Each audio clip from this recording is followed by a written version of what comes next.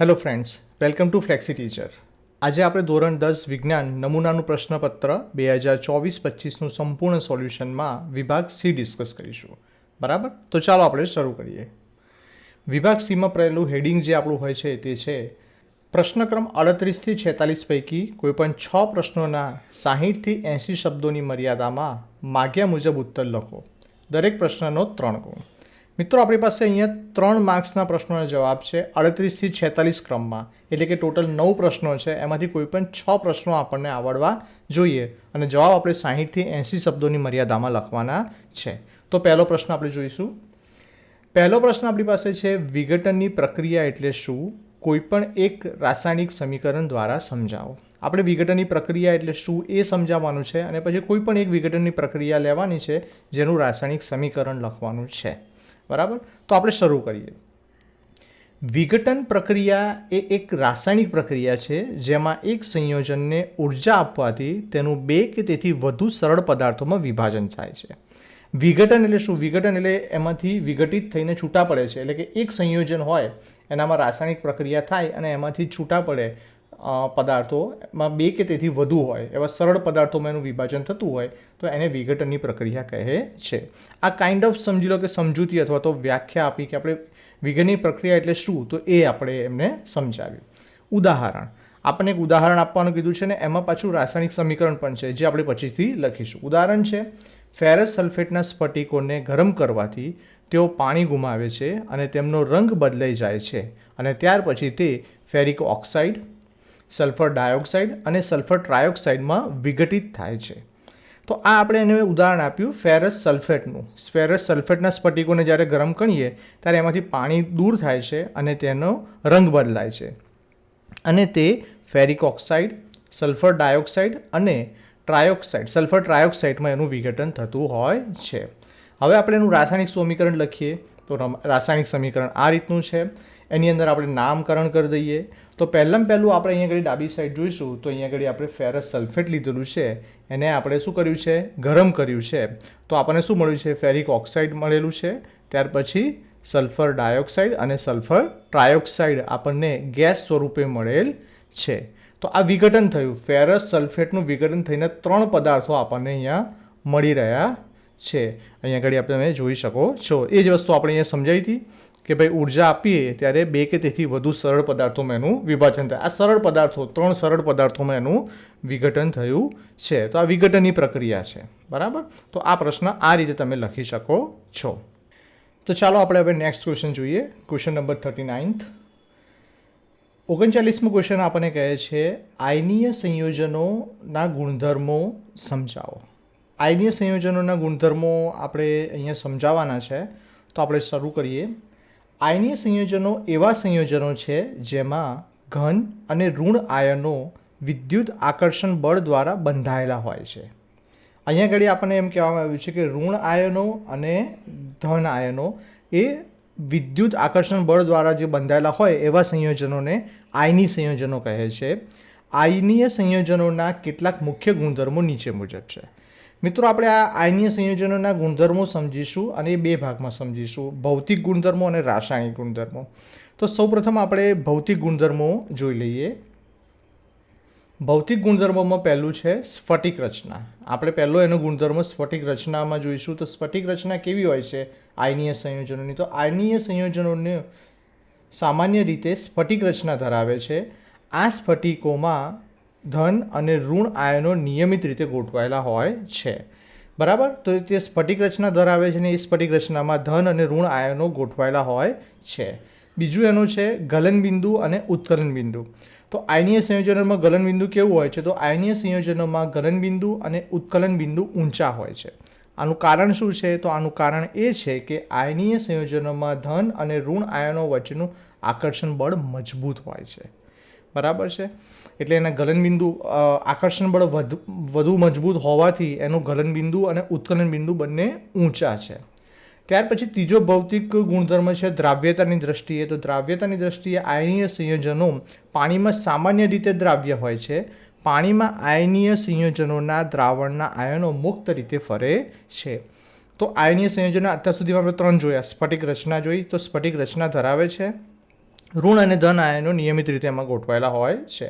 ત્યાર પછી જોયું ગલનબિંદુ અને ઉત્કલન બિંદુ.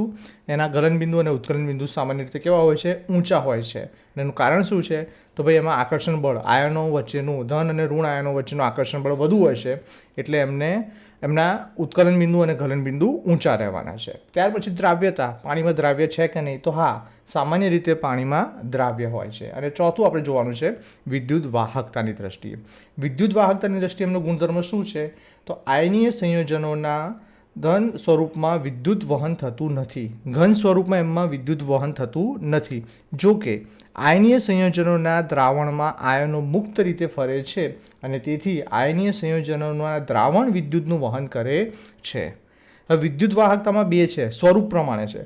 જો તે ઘન સ્વરૂપમાં હશે તો વિદ્યુતનું વહન થતું નથી, પણ જો એનું દ્રાવણ હશે તો દ્રાવણની અંદર એના સંયોજનોમાં દ્રાવણનું વિદ્યુતનું વહન કરે છે. એટલે આયનીય સંયોજનોનું દ્રાવણ હોય તે વિદ્યુતનું વહન કરે છે.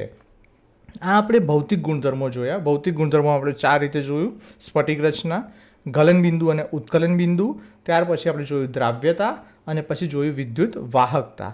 હવે આપણે એના રાસાયણિક ગુણધર્મો જોઈએ. તો રાસાયણિક ગુણધર્મોની અંદર આપણે લખીશું તો પહેલું રાસાયણિક ગુણધર્મોમાં પહેલો છે આયનીય સંયોજનો સામાન્ય રીતે સરળતાથી રાસાયણિક પ્રક્રિયામાં ભાગ લેતા નથી.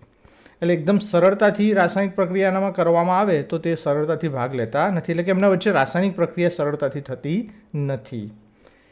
આયનીય સંયોજનો વધુ સ્થિર હોય છે. તેઓ ગરમી અથવા પ્રકાશ જેવા બાહ્ય પ્રભાવોને સરળતાથી પ્રતિકારક કરી શકે છે.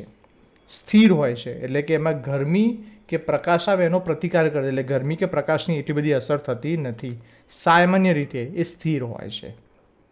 તો આ બે આપણા રાસાયણિક ગુણધર્મો છે. એટલે આમ આપણે આયનિક સંયોજનોના ગુણધર્મોનો જવાબ બે ભાગમાં આપ્યો: એક ભૌતિક ગુણધર્મો અને ત્યાર પછી આપણે જોયા એના રાસાયણિક ગુણધર્મો.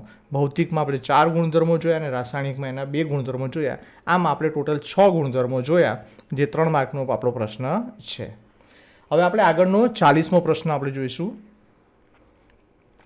40મો પ્રશ્ન આપણી પાસે છે ધાતુ ક્ષારણ અટકાવવાના ઉપાયો જણાવો. ધાતુનું જે ક્ષારણ થઈ જતું હોય છે એને અટકાવવા માટે આપણે કયા કયા ઉપાયો કરી શકીએ એ આપણે જણાવવાના છે.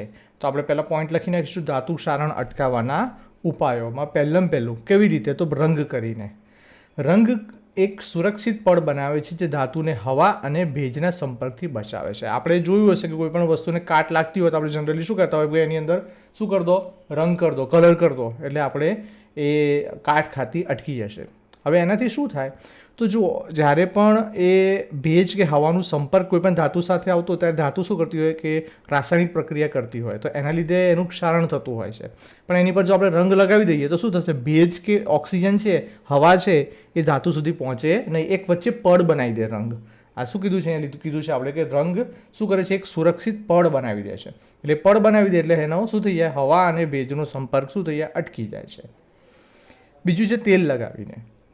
તમે ઘણી વખત જોતા હશો કે ક્યારેક ઓટો પાર્ટ્સ, જે બધા ગાડીઓના પાર્ટ્સ ને બધું હોય છે ને, એમાં ઓઇલ કે એની અંદર લગાવેલા હોય છે ઓલરેડી, અથવા ગ્રીસ લગાવેલું હોય છે, જેથી કરીને એને શું થાય છે? તેલ ધાતુને ભેજથી બચાવે છે. આ કાઇન્ડ ઓફ કલર જેવું જ થઈ ગયું. કલર કેમ લગાવીએ ને આપણે પેલો એક પડ થઈ જાય, એમ તેલ પણ શું થઈ જાય છે? એની પર એક પડ બનાવી દે છે જે ભેજથી બચાવે છે અને ઓછું ક્રિયાશીલ બનાવી દે છે, એટલે એકદમથી કાટ ના લાગી જાય. બરાબર છે? અને ધાતુના ક્ષારણની પ્રક્રિયા કેવી થઈ જાય છે? ધીમી થઈ જાય છે. ત્યાર પછી જે ગ્રીસ લગાવીને, જેમ હમણાં મેં વાત કરી તેલ સાથે, તેલનું જ્યારે આપણે ડિસ્કશન કરતા ત્યારે મેં વાત કરી ગ્રીસ પણ આપણે લગાવીએ છીએ. તો ગ્રીસ લગાવીને પણ શું થઈ જાય છે? ગ્રીસ એ ગરમી પ્રતિરોધક છે અને ભેજ પ્રતિરોધક પણ છે, જેથી ધાતુનું ક્ષારણ શું થઈ જાય છે? અટકે છે. આપણે શું લખીએ છીએ? ધાતુના ક્ષારણના અટકાવવાના ઉપાયો શું રીતે કરી શકાય? તો ભાઈ રંગ લગાવી શકાય, એના પર તેલ લગાવી શકાય, ગ્રીસ લગાવી શકાય. ત્યાર પછી છે ગેલ્વેનાઇઝેશન્સ. ગેલ્વેનાઇઝેશન એ ધાતુની સપાટી પર ઝીંકનું પડ લગાવવાની પ્રક્રિયા છે. પહેલાં આપણે ગેલ્વેનાઇઝેશન ખબર હોવી જોઈએ. સી આ એક માર્ક્સમાં પણ પૂછાઈ જાય કે ગેલ્વેનાઇઝેશન એટલે શું, અથવા ગેલ્વેનાઇઝેશન પર ખાલી જગ્યા ધાતુનું પડ લગાડવામાં આવે. ગેલ્વેનાઇઝેશનની પ્રક્રિયામાં ધાતુ પર ખાલી જગ્યાનું તો શું આવે? ઝીંકનું પડ લગાડવામાં આવે. તો હંમેશા જ્યારે પણ મિત્રો વાંચો ને ત્યારે બહુ ધ્યાન રાખવાનું. એટલે એક મોટા પ્રશ્નોમાંથી પણ તમને નાના પ્રશ્નો ઘણા મળી જતા હોય છે. એટલે આ બધી વસ્તુઓ શું છે કે તમે શાંતિથી ને જો ધ્યાનથી પ્રશ્નોના જવાબની તૈયારી કરો તો અડધા પ્રશ્નોનો જવાબ તૈયાર કરો, એમાંથી બીજા પ્રશ્નોનો જવાબ ઓટોમેટિકલી આપણને મળી જતા હોય છે. ઝિંક એ એક ધાતુ છે જે ઓછી ક્રિયાશીલ છે અને તેથી તે ધાતુના ક્ષારણને શું કરી દે છે, ધાતુને શેનાથી, ક્ષારણથી બચાવે છે. બરાબર છે. ગેલ્વેનાઇઝેશનની પ્રક્રિયા કરવાની, જેનામાં શું થાય છે, ઝિંકનું પડ લગાવી દેવામાં આવે છે. શું કામ ઝિંકનું પડ લગાવવામાં આવે છે? તો ભાઈ ઝિંક એક એવી ધાતુ છે કે જે ઓછી ક્રિયાશીલ છે, એટલે તરત જ ક્રિયાશીલ નથી, એટલે શું કરે છે કે ધાતુને ક્ષારણથી બચાવે છે. ત્યાર પછી છે ક્રોમ પ્લેટિંગ કરીને. ક્રોમ પ્લેટિંગ એ ધાતુની સપાટી પર ક્રોમનું પડ લગાડવાનું છે. જેમ ગેલ્વેનાઇઝેશનમાં આપણે ઝિંકનું પડ લગાડતા હતા, એમ અહીંયા આગળ ક્રોમનું પડ લગાવવાની પ્રક્રિયા છે. ક્રોમ એક ધાતુ છે જે ખૂબ જ ઘર્ષણ પ્રતિરોધક છે અને તેથી તે ક્ષરણ અને ઘર્ષણ આ બંનેથી બચાવે છે. ઘસાતું પણ નથી વસ્તુ જલ્દી, અને ક્ષારણ એને કંઈ કાટ પણ લાગતો નથી, તો એનું ક્ષરણ થતું નથી. એટલે ઘણી વખત વધારે ઘસાઈ ના જાય એના માટે પણ એના પર ક્રોમ પ્લેટિંગ કરવામાં આવતું હોય છે. ત્યાર પછી શું છે, એનોડાઇઝિંગમાં. એનોડાઇઝિંગ એ ધાતુની સપાટી પર ઓક્સિજનની ફિલ્મ બનાવવાની એક પ્રક્રિયા છે. આ ફિલ્મ ધાતુને ક્ષારણથી બચાવે છે.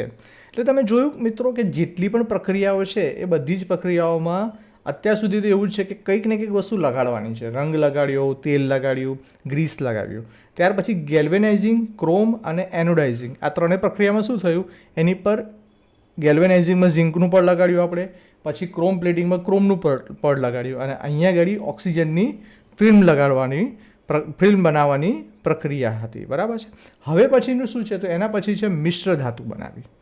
હવે કોઈક ધાતુ એવી છે કે જે જલ્દી ક્ષરણ પામી જાય છે, તો એની સાથે બીજી ધાતુ મિક્સ કરી દીધી, તો જેથી કરીને એના ગુણધર્મો બદલાઈ ગયા અને જેનું ક્ષરણ અટકી જાય. તો શું છે, આ પ્રક્રિયામાં 2 અથવા વધુ ધાતુઓને મિશ્રણ કરવામાં આવે છે જે ક્ષારણ પ્રતિકારક હોય છે. હવે અહીંયા કઈ શું છે કે 2 કે તેથી વધુ ધાતુને મિક્સ કરી દીધી, જેથી કરીને જે નવી ધાતુ બનશે એ કેવી મિશ્ર ધાતુ છે, એ કેવી ધાતુ છે, ક્ષરણ પ્રતિકારક છે. ઉદાહરણ તરીકે સ્ટેનલેસ સ્ટીલ એ લોખંડ અને ક્રોમિયમનું મિશ્રણ છે જે ક્ષરણ પ્રતિકારક છે. આપણા ઘરમાં સ્ટીલની થાળીઓ હશે, તમે કદાચ ખ્યાલ હશે, સ્ટીલની થાળી, વાડકા, ચમચી, આપણે જે જમીએ છીએ એમાં. બરાબર છે. તો એ શું છે, લોખંડ અને ક્રોમિયમનું મિશ્રણ છે. લોખંડ અને ક્રોમિયમ, લોખંડ કટાઈ જતું હોય છે, પણ એને જ્યારે ક્રોમિયમ સાથે મિક્સ કરી દેવામાં આવે છે ત્યારે એક નવી સ્ટેનલેસ સ્ટીલ જે બનતું હોય છે, મિશ્ર ધાતુ, એ એવી ધાતુ છે કે તેને કાટ લાગતો નથી અને લાંબા સમય સુધી તે સારું રહે છે. એનું ઉદાહરણ આપણા ઘરમાં છે જ, એટલે તો તમને ખબર જ હશે. બરાબર છે. તો આ રીતે ઉપરોક્ત ઉપાયોનો ઉપયોગ કરીને ધાતુનું ક્ષારણ અટકાવી શકાય છે. તો આટલા ઉપાયો છે જે કરીને આપણે ધાતુનું ક્ષારણ આપણું અટકાવી શકીએ છીએ. નેક્સ્ટ પ્રશ્ન જોઈશું આપણે. 41મો પ્રશ્ન આપણી પાસે છે. એક અવલોકનોમાં જોવા મળ્યું કે એક બંધ ઓરડામાં મૂકેલ છોડનું પ્રકાંડ ખુલ્લી બારી તરફ વળેલું હતું, જ્યાંથી સૂર્યપ્રકાશ આવતો હતો. ખુલ્લા મેદાનમાં ઉગેલ છોડનું પ્રકાંડ ઉપરની તરફ વિકાસ પામે છે તથા મૂળ જમીનની અંદર તરફ વિકાસ પામે છે. હવે અહીંયા આગળ આપણે આન્સર લખવાનો છે. અહીંયા આગળ આપણને કહેવામાં શું આવ્યું છે કે એક અવલોકન છે, એમાં એવું જોવા મળ્યું છે કે રૂમની અંદર એક છોડ મૂક્યો હતો, તો એનું પ્રકાંડ ઓટોમેટિકલી બારી તરફ, જે બાજુથી પ્રકાશ આવતો હતો, આપણને આ ભણવામાં આવી ચૂક્યું છે, જ્યાંથી સૂર્યપ્રકાશ આવતો હતો એ તરફ વળી ગયું હતું. અને બીજું અવલોકન એ છે કે ખુલ્લા મેદાનમાં ઉગેલું છોડનું પ્રકાંડ હતું એ શું થતું, તો ભાઈ એ ઉપરની તરફ, એટલે કે સૂર્ય જે દિશામાં હોય છે એ દિશામાં વિકાસ પામે છે અને એનું મૂળ છે એ જમીનની તરફ વિકાસ પામે છે. તો આનું કારણ શું છે એ આપણે જોવાનું છે. તો આપણે અહીંયા આગળ લખીશું, બંધ ઓરડામાં મૂકેલ છોડનું પ્રકાંડ ખુલ્લી બારી તરફ વળેલું હતું, જ્યાંથી સૂર્યપ્રકાશ આવતો હતો. આનું કારણ એ છે કે છોડને સૂર્યપ્રકાશની જરૂર હોય છે. સૂર્યપ્રકાશમાં રહેલા ઉર્જા છોડના ખોરાકનું સંશ્લેષણ કરવા માટે જરૂરી છે. આ ઉર્જા પ્રકાંડની વૃદ્ધિને પ્રોત્સાહન આપે છે. જ્યારે પ્રકાંડ સૂર્યપ્રકાશ તરફ વળે છે ત્યારે તેને વધુ પ્રકાશ મળે છે, જેથી તે વધુ ઝડપથી વધે છે. શું થયું, તો ભાઈ આપણે કારણ આપ્યું કે ભાઈ બંધ ઓરડામાં મૂકેલ છોડનું પ્રકાંડ શું કામ ખુલ્લી બારી તરફ ગયું, તો ભાઈ કોઈ પણ છોડ છે એને વિકાસ માટે શું જરૂરી છે, સૂર્યપ્રકાશ જરૂર છે. એટલે એ શું કરશે કે જેવા જો એને સૂર્યપ્રકાશ મળ્યો એ તરફ વળી જશે, જેથી કરીને એનો વિકાસ ઝડપથી થઈ શકે. બીજું આપણું હતું ખુલ્લા મેદાનમાં, કે ખુલ્લા મેદાનમાં ઉગેલ છોડનું પ્રકાંડ ઉપર સૂર્યપ્રકાશ તરફ જશે અને મૂળ જમીન તરફ જશે. સૂર્યપ્રકાશ તરફ નથી લખ્યું, એ લોકો કીધું પ્રકાંડનો વિકાસ ઉપરની તરફ થાય છે અને મૂળનો વિકાસ નીચેની તરફ થાય છે. એનું કારણ શું છે? તો ખુલ્લા મેદાનમાં ઉગેલ છોડનું પ્રકાંડ ઉપરની તરફ વિકાસ પામે છે તથા મૂળ જમીનની અંદર વિકાસ પામે છે. આનું કારણ એ છે કે છોડને ખોરાક અને પાણીની જરૂર છે. ખોરાક સૂર્યપ્રકાશ અને વાતાવરણમાંથી ગ્રહણ કરવામાં આવે છે અને પાણી જમીનમાંથી મેળવવામાં આવે છે. બરાબર. કોઈ પણ છોડને વિકાસ થવો હોય તો એને ખોરાક, પાણી અને સૂર્યપ્રકાશ, બરાબર, આ બધી વસ્તુઓ હોય તો એને ખોરાક ઉપરથી મળશે, સૂર્યપ્રકાશ ઉપરથી મળશે. કારણ કે વનસ્પતિના પાન જે પ્રકાશ સંશ્લેષણની ક્રિયા દ્વારા ખોરાક બનાવશે એના માટે સૂર્યપ્રકાશ જરૂરી છે અને એનામાં પાણીની એને જરૂર છે. તો પાણી માટે એનું મૂળ ક્યાં જશે? જમીનની અંદર જશે. આમ એના મૂળ જમીન તરફ વિકાસ પામે છે, જ્યારે પ્રકાંડ છે એનું ઉપર તરફ જાય છે, વધુ ને વધુ, એટલે સૂર્યથી નજીક જાય છે, જેથી કરીને એને વધુમાં વધુ આજુબાજુના છોડનો છાંયડો ના પડે એટલા માટે એ વિકાસ ઉપર કરતા હોય છે, એટલે એને પ્રોપર તડકો મળી રહે. બરાબર છે. પ્રકાંડ ઉપરની તરફ વિકાસ પામે છે જેથી તેને વધુ પ્રકાશ મળે છે અને ખોરાકનું સંશ્લેષણ કરી શકે. મૂળ જમીનની તરફ અંદર વિકાસ પામે છે જેથી તેને પાણી મળી શકે. સામાન્ય રીતે છોડને વિકાસની દિશા તેને જરૂરી પરિબળોની તરફ હોય છે, એટલે એને જેટલા પરિબળો જરૂર છે એ પ્રમાણે એનો વિકાસ થતો હોય છે. મૂળ જમીનની તરફ જશે કારણ કે એને મૂળને વધારે પાણી અને ક્ષારોનું શોષણ કરવાનું હોય છે. અને પ્રકાંડ ઉપરની દિશામાં ગયા કેમ કે એને તડકો જોઈએ છે, સૂર્યપ્રકાશની જરૂર હોય છે. એટલે આમ આ અવલોકનમાં જે બે વસ્તુ જોવા મળી હતી એના કારણો આપણે આપ્યા. તો આ પ્રકારના પણ પ્રશ્નો આપણને પૂછાઈ શકે છે. ત્યાર પછીનો નેક્સ્ટ આપણો 42મો પ્રશ્ન છે, માનવમાં માદા પ્રજનન તંત્રની નામ નિર્દેશનયુક્ત આકૃતિ દોરો. પહેલાં તમારે માદા પ્રજનન અંગ દોરવાનું છે અને એમાં નામ નિર્દેશન આપવાના છે. મિત્રો, અહીંયા વધુ સમજણ માટે અને સરસ પ્રેઝન્ટેશન્સ માટે અમે કલર આકૃતિઓ અહીંયા મૂકેલી છે, પણ તમે ચોપડીની અંદર આપેલી બ્લેક એન્ડ વ્હાઇટ આકૃતિ જે હોય છે, ખાલી લાઇન ડ્રોઈંગ્સ હોય છે, એનો તમે રેફરન્સ લઈને તમે પરીક્ષામાં એ જ આકૃતિ દોરી શકો છો. અહીંયા માનવમાં માદા પ્રજનન તંત્ર અહીંયા આપણે દોરવામાં આવ્યું છે. એમાં આપણે વારાફરતી નામ નિર્દેશન કરી દઈએ. તો પહેલું અહીંયા છે, આ છે શું છે? તો અંડવાહિની અથવા તો એને ફેલોપિયન નલિકા કહેવામાં આવે છે. ત્યાર પછીનો આ પાર્ટ છે એને આપણે શું કહીશું? તો આ પાર્ટને આપણે કહેવામાં આવશે અંડપિંડ. બરાબર છે. માદા પ્રજનન તંત્ર છે એટલે બધી જ વસ્તુઓ મોસ્ટલી અંડથી શરૂ થશે અને નર પ્રજનન તંત્ર હોય તો એની અંદર શુક્રથી શરૂ થતું હોય છે. ત્યાર પછી ત્રીજો આ જે ભાગ છે એ આપણો ગર્ભાશયનો ભાગ છે. અહીંયા આકૃતિમાં તમે જોઈ શકો છો. ચોથો આપણો જે અહીંયા આગળ આ પાર્ટ છે એને આપણે કહીએ છીએ ગ્રીવા. બરાબર. અને પાંચમો આ જે ભાગ છે એ છે યોની. તો આ આપણું એક માદા પ્રજનન તંત્ર છે. જ્યારે પણ તમે આકૃતિ દોરો ત્યારે હંમેશા સાફ અને સરસ રીતે ચોખ્ખી આકૃતિ દોરવાની, પ્રોપર એના નામ નિર્દેશન કરવાના. નામ નિર્દેશન કરતી વખતે હંમેશા લીટીઓ ફૂટપટ્ટી વડે દોરવાની, આગળ એરોની નિશાની કરવાની, નામ સ્વચ્છ અને સુંદર અક્ષર લખવાના અને આકૃતિની નીચે શેની આકૃતિ છે એનું નામ જરૂરથી લખવું. શક્ય હોય તો સ્ક્વેર બ્રેકેટ કરવા, ચોરસ જે આપણે આ બ્રેકેટ કરીએ છીએ આ પ્રકારના જે અહીંયા તમે કર્યા છે એ શક્ય હોય તો એ કરશો તો એ થોડું સારું લાગશે. તો આ પ્રશ્ન આપણો અહીંયા પૂરો થાય છે. તમે આકૃતિની 2 થી 3 વખત પ્રેક્ટિસ કરવાની. એક વખત જોઈને પહેલાં દોરો કેવી રીતે છે, પછી જોયા વગર 2 થી 3 વખત દોરશો એટલે તમારા દિમાગમાં બેસી જશે. ખાસ તો નામ યાદ રાખવાનું છે. આકૃતિ કદાચ થોડીક આમ તેમ હશે તો કદાચ ચાલી શકે, પણ નામ તમારા પ્રોપર હોવા જોઈએ. એની પછીનો પ્રશ્ન આપણે જોઈશું. 43 નંબરનો પ્રશ્ન છે, પુષ્પના આયામ છેદની નામ નિર્દેશનયુક્ત આકૃતિ દોરી સપુષ્પી વનસ્પતિઓમાં લિંગી પ્રજનન સમજાવો. આકૃતિ દોરવાની છે. પુષ્પનો આયામ છેદ એટલે કે પુષ્પને જ્યારે આપણે વચ્ચેથી કાપીએ, અડધેથી કાપીએ તો કેવું દેખાય છે. ત્યાર પછી એના નામ નિર્દેશન કરવાના છે અને પછી આપણે એ સપુષ્પી વનસ્પતિઓમાં લિંગી પ્રજનન કેવી રીતે થાય છે તે સમજાવવાનું છે. તો સૌથી પહેલાં આપણે શરૂ કરીએ તો અહીંયા આપણે પુષ્પ દોરી દઈએ. હું તમને ફરીથી કહું છું કે અમે પ્રેઝન્ટેશન્સ માટે અથવા તો તમને વધુ સારી રીતે સમજણ પડે એટલે રંગીન આકૃતિ બનાવી છે. તમારે પરીક્ષામાં કોઈ રંગીન આકૃતિ બનાવવાની જરૂર નથી. આપણી પાસે આ પુષ્પ છે. પુષ્પનો એક આયામ છે એટલે કે આપણે ઉપરથી એને આમ આડું કાપેલું છે એટલે સાઈડમાંથી આપણે એને જોઈએ તો અંદર શું છે આપણને ખબર પડે. બરાબર છે. અહીંયા આગળ આપણે જે ભાગ છે તે છે પરાગાસન. પરાગ જ્યાં હોય પરાગનું આસન છે. બરાબર છે. ત્યાર પછી જે આ જે છે એ શું છે તો એ આપણી છે પરાગવાહિની.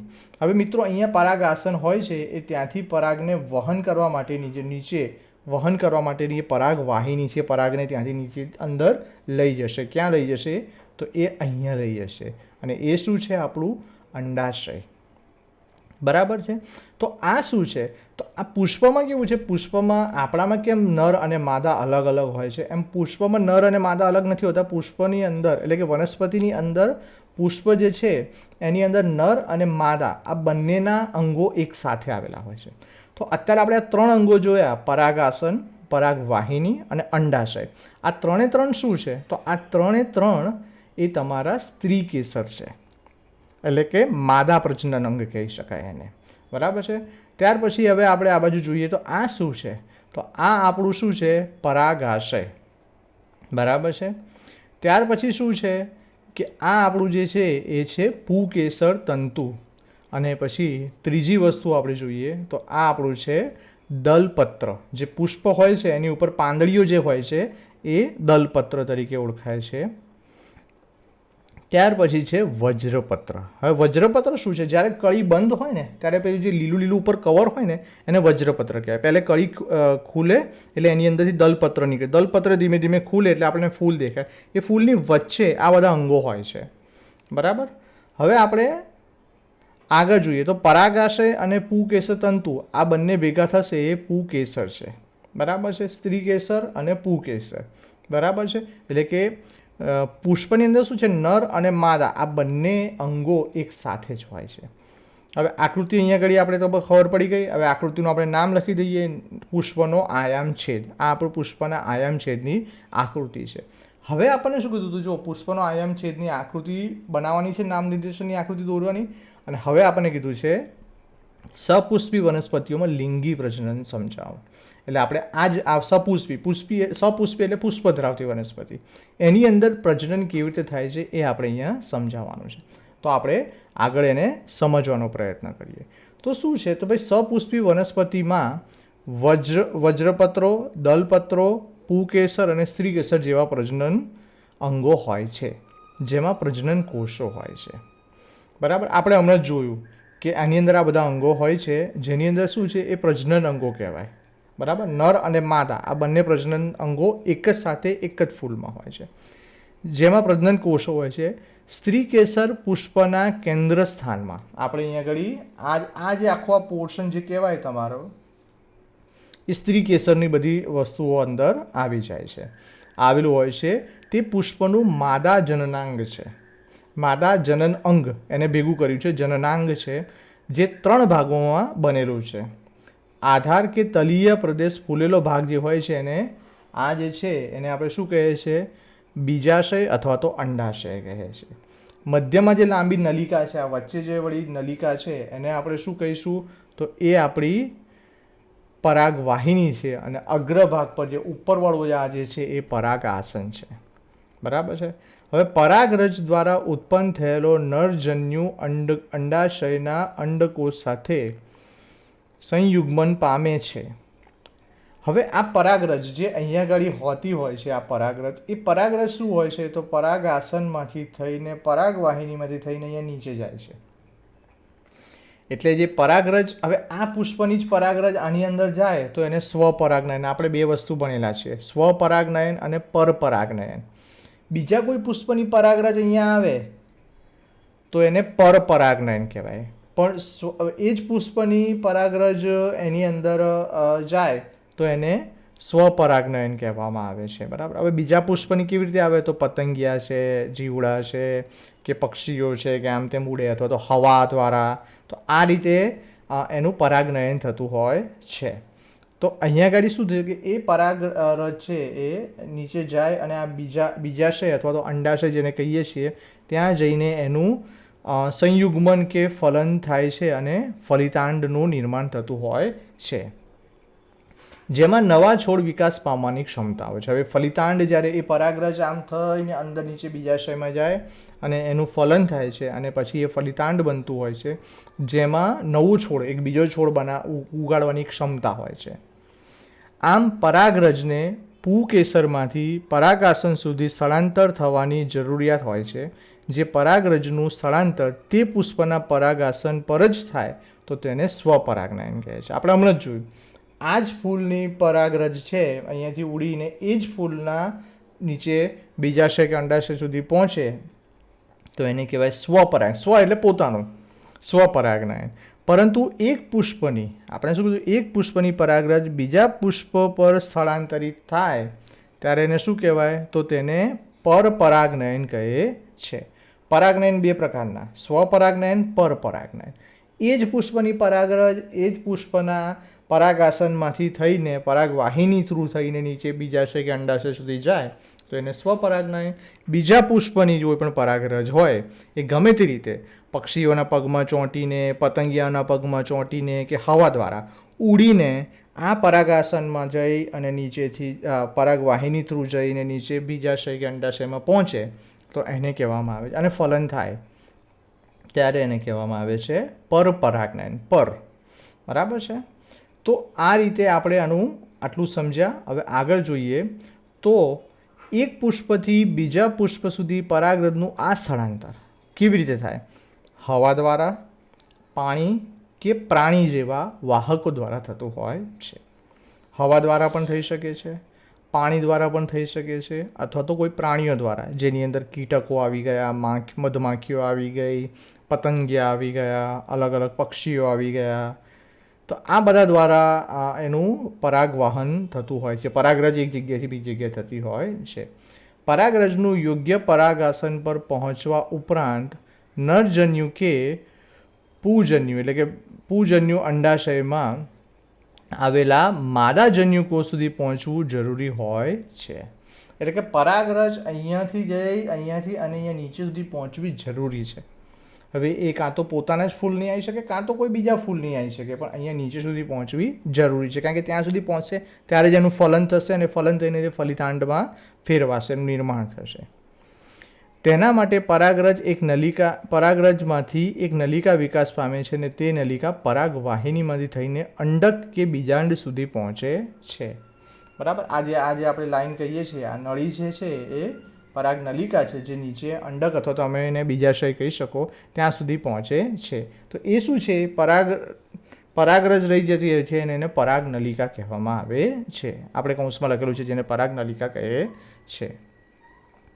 ફલન પછી યુગ્મજમાં અનેક વિભાજન થાય છે અને અંડકમાં ભ્રૂણ વિકાસ પામે છે. એટલે કે ધીમે ધીમે એની અંદર ભ્રૂણ વિકાસ પામે છે. હવે ભ્રૂણ એક કોમન શબ્દ છે. જ્યારે આપણા માણસમાં પણ જ્યારે માતાના પેટમાં બાળક હોય ત્યારે પણ એને ભ્રૂણ કહેવાય. જ્યારે એ હજી વિકસિત નથી, પણ એનું શું છે કે એ ડેવલપ થવાની પ્રક્રિયા ચાલુ થઈ ગઈ છે. એક સંપૂર્ણ વિકસિત નથી, પણ એમાં ડેવલપ થવાની પ્રક્રિયા ચાલુ થઈ ગઈ છે, જેને ભ્રૂણ કહેવામાં આવે છે. બરાબર છે. અંડક કે બીજાંડમાંથી એક સખત આવરણ વિકાસ પામે છે અને આ બીજમાં પરિવર્તિત થાય છે. એની પર કડક પડ થઈ જતું હોય છે. એ ધીમે ધીમે અહીંયા આગળ છે ત્યાં એનું બીજ ડેવલપ થતું હોય છે. અંડાશય ઝડપથી વૃદ્ધિ પામે છે અને પરિપક્વ થઈ ફળમાં પરિણમે છે. એટલે ધીરે ધીરે એ ફળ બને છે. આ સમયગાળા દરમિયાન વજ્રપત્ર, દલપત્ર કે પુકેસર પરાગવાહિની તેમજ પરાગાસન સામાન્ય રીતે કરમાઈ જઈને ખરી પડે છે. હવે આપણે જોતા હોઈશું અમુક જે વખત ફૂલ કરમાઈને પડી ગયા, બરાબર. આપણને ત્યાં કરમાતા શું કામ હશે? કારણ કે એની અંદર ઓલરેડી બીજાંડ હોય, એનો વિકાસ થઈ જાય છે અને અંડાશય ધીમે ધીમે થઈને એ પરિપક્વ થઈને એક ફળ બનવા માંડે છે અંદર, અને એની અંદર બીજ બનવા માંડે છે. એટલે ઉપરથી બધું આ બધા આ જે દલપત્રો છે, આ બધા છે, બધું કળીઓ ને આ કળીના ઉપરના જે વજ્રપત્ર, દલપત્ર, આ બધી જ વસ્તુ ખરી પડે અને પછી ખાલી એક બીજ રહે. અને બીજ પણ પછી શું થાય કે એ પાછું ગમે તે રીતે નીચે પડે તો પાછું ત્યાંથી ઉગે, અથવા તો ગમે તે રીતે પક્ષીઓ તેને ખાઈ જાય તો એની અગારમાંથી એ ગમે ત્યાં ઉગતું હોય છે. તો આ રીતે આ ચક્ર ચાલતા હોય છે અને કરમાઈને ખરી પડતું હોય છે. તો આમ આપણે શું કર્યું કે પહેલો પુષ્પના આયામછેદની નામ નિર્દેશનવાળી આકૃતિ દોરી, પછી આપણે સમજાવ્યું કે લિંગી પ્રજનન કેવી રીતે થતું હોય છે. સામાન્ય કોન્સેપ્ટ તમને સમજાવી દઉં તો પરાગરજ છે એ પુકેસરમાંથી પછી પરાગાસન પર જાય અને ત્યાંથી પરાગવાહિની દ્વારા નીચે બીજાંડ અથવા તો બીજાશયમાં પહોંચતી હોય છે અને ત્યાંથી એનો વિકાસ થતો હોય છે.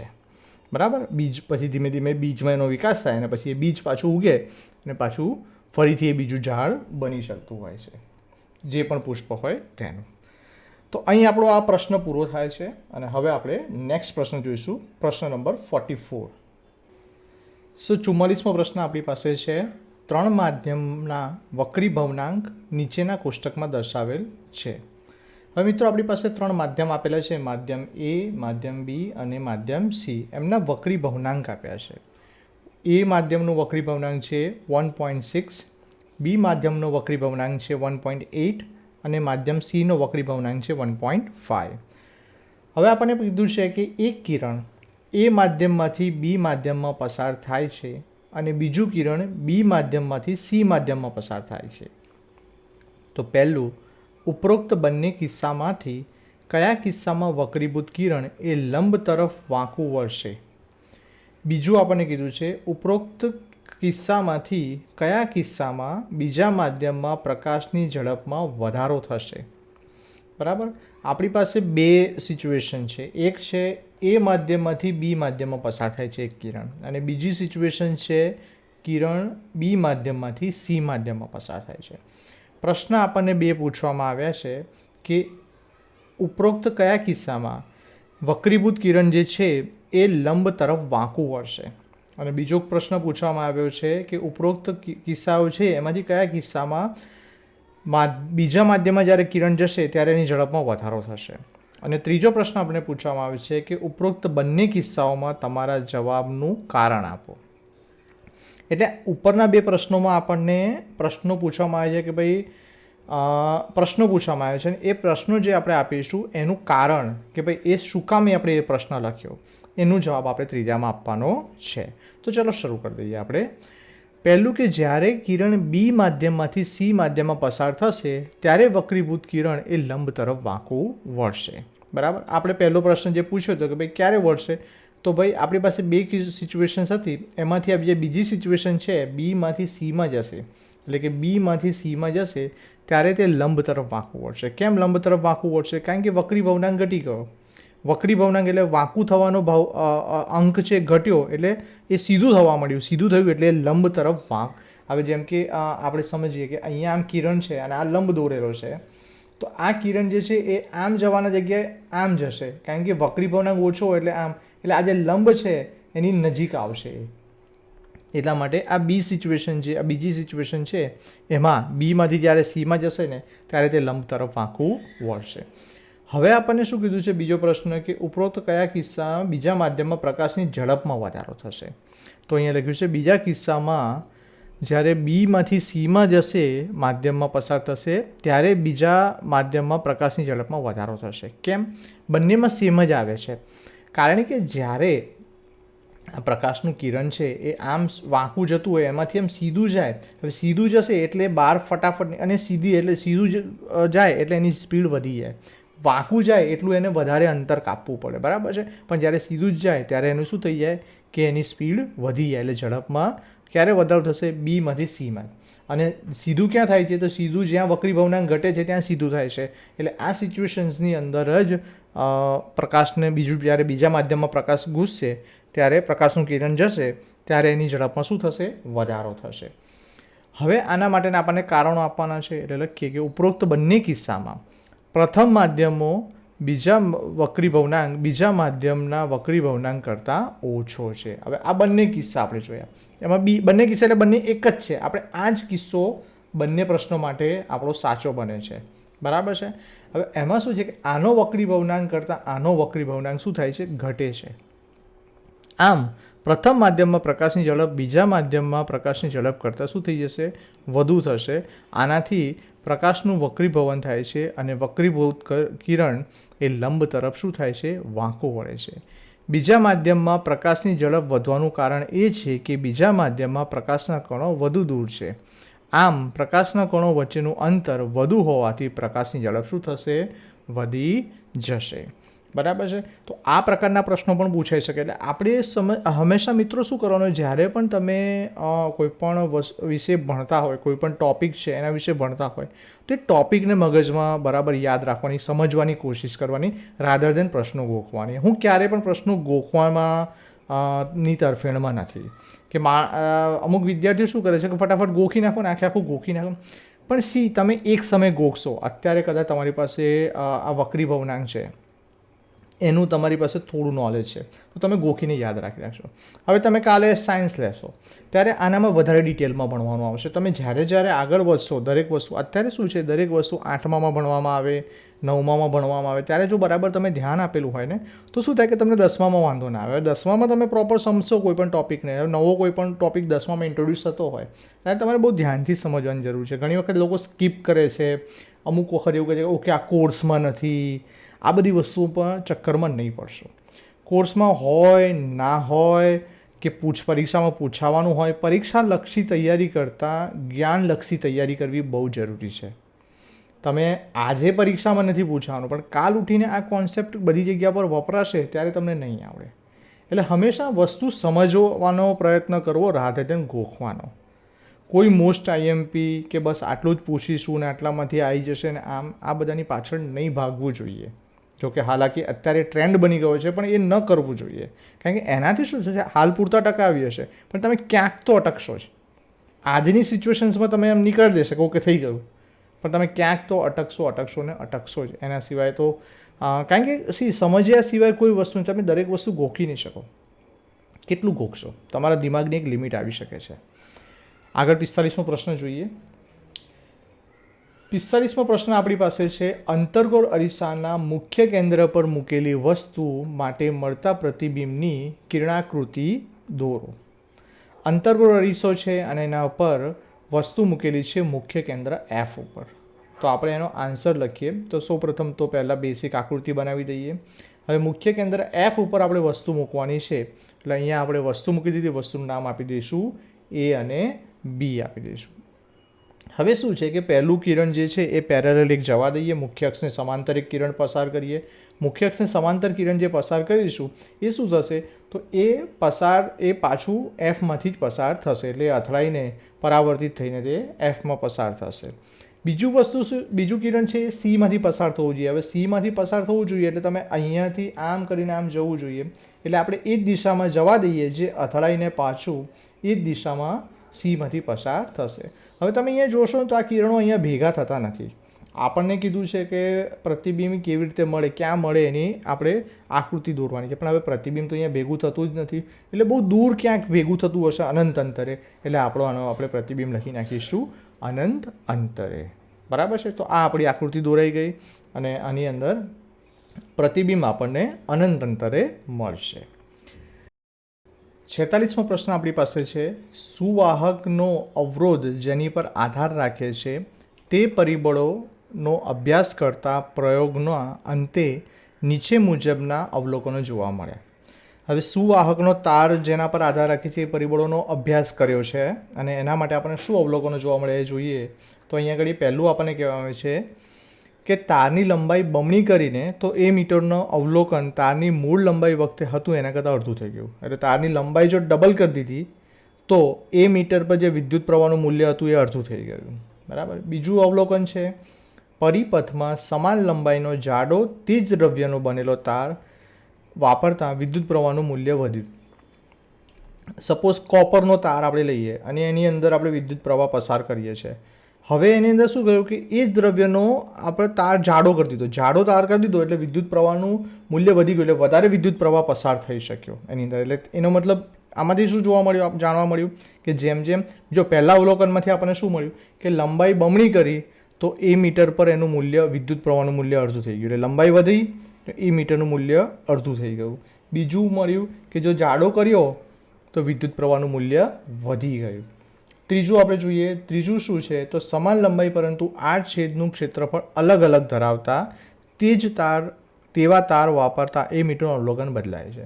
લંબાઈ સમાન છે, 8 છેદનું ક્ષેત્રફળ વધઘટ થાય છે, એના ઉપરથી શું થાય છે, એ મીટરનું અવલોકન શું થાય છે, બદલાય છે. તો આ 3 અવલોકનો છે એના પરથી આપણને કેટલાક પ્રશ્નો આપ્યા છે. તો શું કીધું છે? ઉપરોક્ત અવલોકનોનો અભ્યાસ કરી નીચેના પ્રશ્નોના જવાબ આપો. પહેલો પ્રશ્ન શું છે? એક વાહક તારની લંબાઈ 2 મીટર છે ત્યારે તેનો અવરોધ 1 ઓહ્મ થાય છે. હવે તે વાહક તારની લંબાઈ 3 મીટર કરવામાં આવે તો તેનો અવરોધ કેટલા ઓહ્મ થશે? હવે અહીંયા આગળ વાહક તારની લંબાઈ જે છે એમાં ફેરફાર કર્યો છે. તો આપણે હવે એ જોઈએ છીએ. પહેલાં આપણે આખા પ્રશ્ન જોઈ લઈએ. બીજો પ્રશ્ન આપણને પૂછવામાં આવ્યો છે, 1 ચોરસ મીટર ક્ષેત્રફળ ધરાવતા નિક્રોમ તારના અવરોધ કરતાં તેટલી જ લંબાઈના 3 મીટર ક્ષેત્રફળ ધરાવતા નિક્રોમ તારનો અવરોધ વધુ હશે કે ઓછો હશે? એ પણ આપીશું. અને ત્રીજો પ્રશ્ન છે, વાહક તારનો અવરોધ કયા પરિબળો પર આધાર રાખે છે તે જણાવો. તો આ 3 પ્રશ્નો આપણને પૂછ્યા છે, તો આપણે વારાફરતી બધાના જવાબ આપીશું. તો પહેલા પ્રશ્નોનો જવાબ આપીએ. બરાબર. પહેલો પ્રશ્ન આપણી પાસે છે, એક વાહક તારની લંબાઈ 2 મીટર છે ત્યારે તેનો અવરોધ 1 ઓહ્મ થયો. તો વાહક તારની લંબાઈ 3 મીટર કરી નાખીએ તો તેનો અવરોધ કેટલો થશે એ આપણને કહેવામાં આવ્યું છે.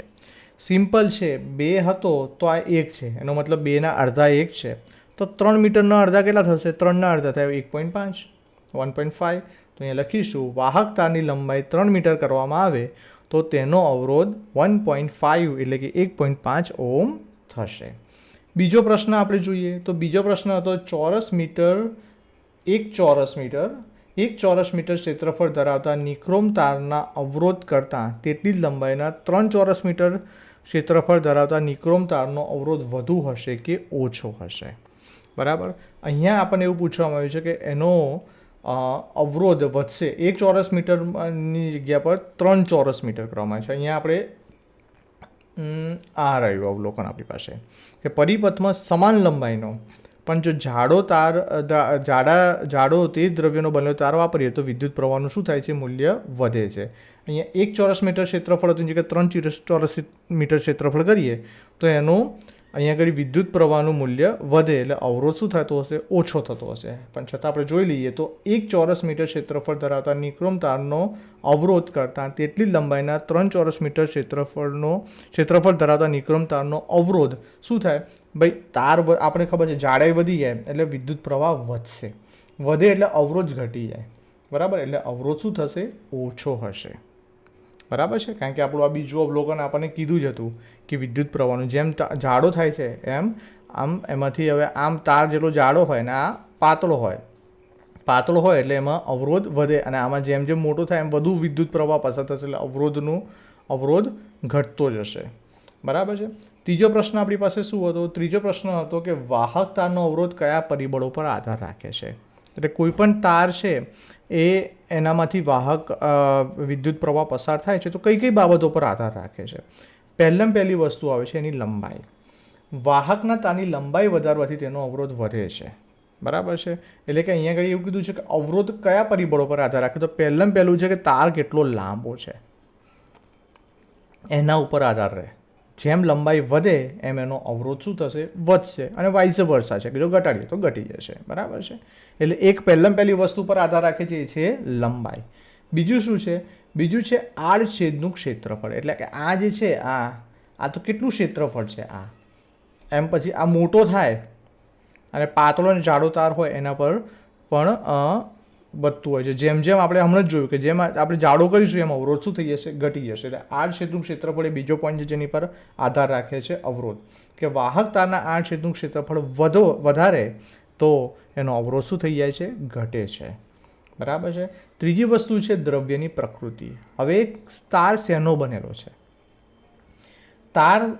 વાહક તારનું બનેલું દ્રવ્ય તેના અવરોધોને નિર્ધારિત કરે છે. સામાન્ય રીતે ધાતુઓને અવરોધ અર્ધવાહકો અને અવાહકો કરતાં ઓછો હોય છે. ધાતુનો તાર હોય ને એમાંથી વધારે વિદ્યુત પ્રવાહ પસાર થઈ શકે. એના સિવાયના જો બીજા અવાહકો અથવા તો અર્ધવાહકો હોય તો એમાં રેઝિસ્ટન્સ વધારે હોય, અવરોધ વધુ હોય એટલે કરંટ આગળ પસાર થઈ નહીં. જેમ કે લાકડુંમાં શું થાય કે એમાંથી વિદ્યુત પ્રવાહ પસાર નથી થતો કારણ કે એમાં રેઝિસ્ટન્સ એટલે કે શું છે એની પ્રકૃતિ શું છે? લોખંડનું છે, લાકડાનું છે, તાંબાનું છે, એલ્યુમિનિયમનો છે. એટલે કે તાર શેનો છે? તાર નહીં કહી શકીએ કારણ કે ગમે તે હોઈ શકે, પતરું પણ હોઈ શકે. પણ આપણે એની દ્રવ્યની પ્રકૃતિ કઈ છે એની પર આધાર હોય છે, એટલે કે સુવાહક છે, અર્ધવાહક છે, અવાહક છે, તો આ બધી વસ્તુઓ પર એનું અવરોધનો આધાર રહેતો હોય છે. ત્યાર પછી છે ચોથું તાપમાન.